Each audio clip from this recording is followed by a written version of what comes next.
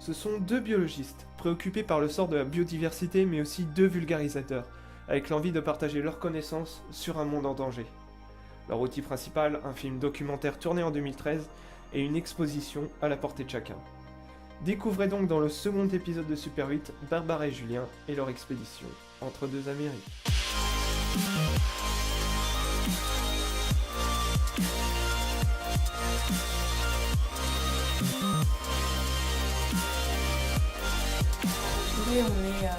Nous sommes biologistes au sens large, on a des spécialités dans notre métier. On s'est spécialisé dans ce qu'on appelle la médiation scientifique, c'est-à-dire qu'on vulgarise le contenu scientifique pour le grand public, le public scolaire. Donc on crée des expositions, des films, des animations, des ateliers pour le jeune public, le grand public aussi. Et tout ça à partir de missions de terrain scientifique. Donc nous, on travaille dans le milieu de la protection de la nature, de la conservation de la biodiversité. Et à partir de ces missions de terrain, donc on part un petit peu à l'aventure, en expédition, et puis on ramène du contenu, justement, pour en créer des supports à destination de ce public-là.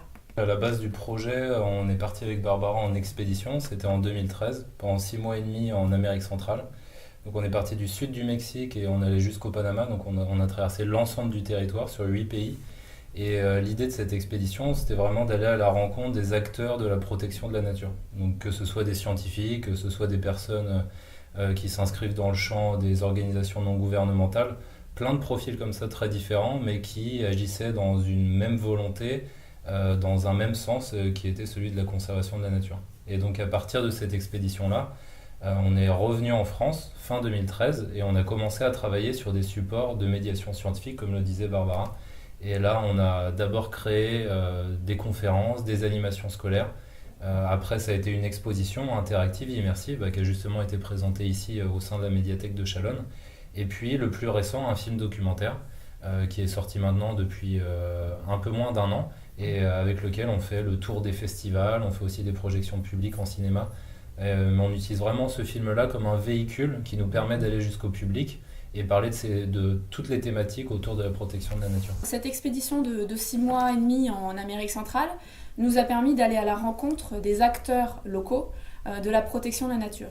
Donc en rencontrant des personnes les unes après les autres sur 8 pays différents, on a finalement fait un état des lieux, non pas exhaustif, loin de là, mais en tout cas un état des lieux à l'échelle que l'on pouvait se donner, en tout cas de 20 structures. On a visité 20 projets comme ça sur 6 mois et demi, et ça nous a donné un bon aperçu en tout cas de ce qui se passe, de ce qui va bien et de ce qui va mal aussi. Souvent c'est ce qu'on dit, il y a vraiment une nature qui est en péril là-bas, une biodiversité, donc cette nature, cette diversité d'espèces animales et végétales qui est en train de disparaître là-bas encore plus vite qu'ailleurs.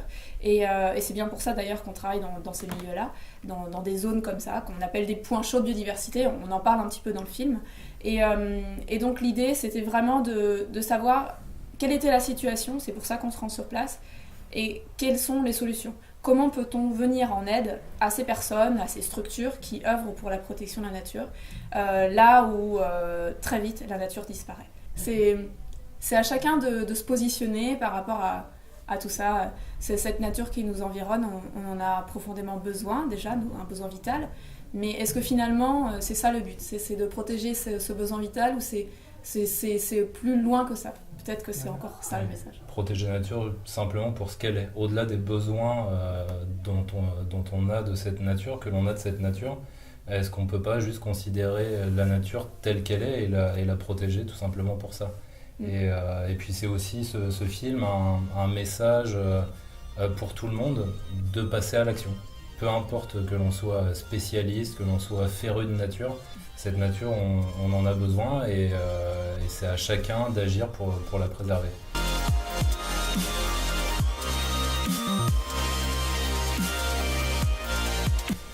Dans ce lieu-là, en mars de cette année, en 2016, on y a présenté l'exposition Entre deux Amériques, donc qui est le pendant du film. L'exposition a été présentée, elle était présentée au sous-sol de l'exposition, au rez-de-chaussée, en fonction d'où on se place. Et je pense que c'est vraiment pour ça qu'on a choisi ce lieu-là, parce que ce lieu il est en lien avec le projet, et il y a des enfants qui sont venus visiter l'exposition. Donc c'est un lieu qui nous tient à cœur, et puis on y vient aussi régulièrement pour pour attraper un livre à droite à gauche, bouquiner un magazine.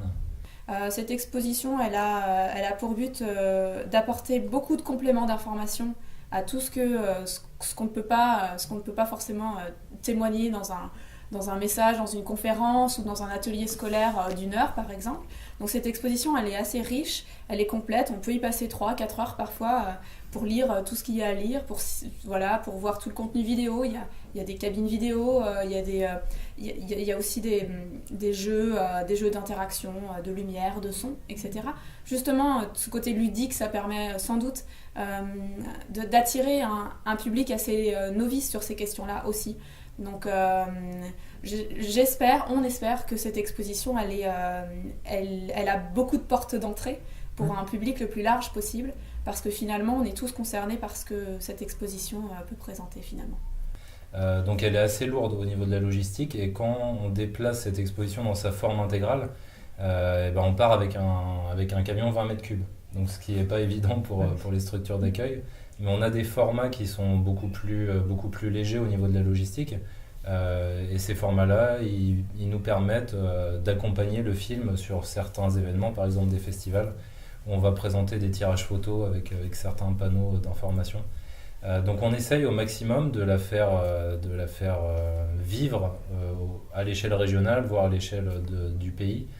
Mais c'est pas un support qui est évident. Un film, c'est beaucoup plus simple. On arrive avec son disque dur ou avec autre chose. Et voilà, le film est projeté.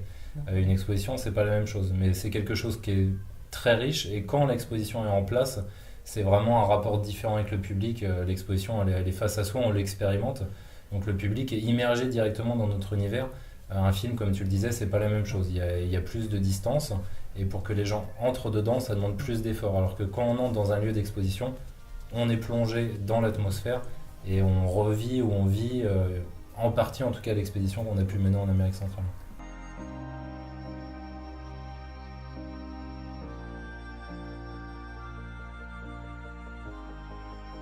Pour nous, ça a été très formateur, et ça continue de l'être, parce que là on va faire beaucoup de festivals pendant tout l'automne, l'hiver, voire le printemps, et on connaît les limites de notre film.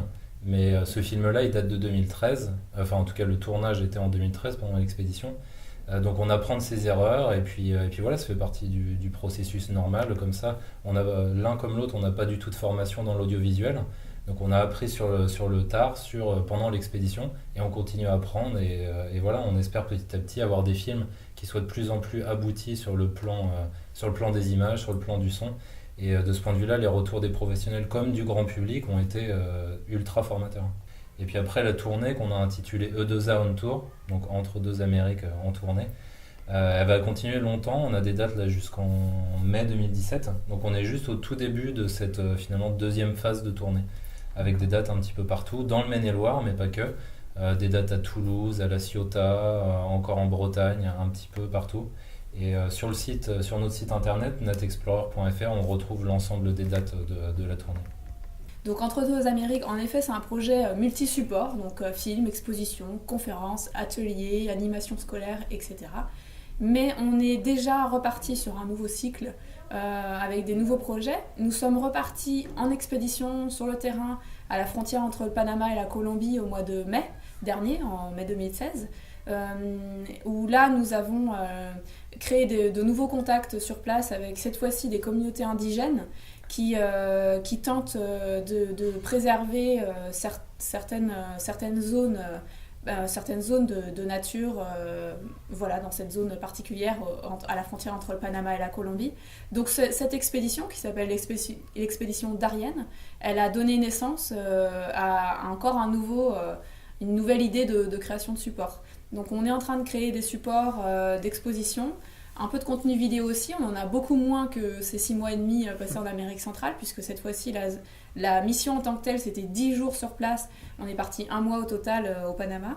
Donc voilà, on est en train de créer des nouveaux supports. Donc en parallèle de promouvoir le projet Entre deux Amériques, nous sommes aussi dans la création de nouveaux supports sur de nouveaux projets, avec des destinations aussi, de nouvelles destinations d'aventure, d'expédition pour l'année prochaine.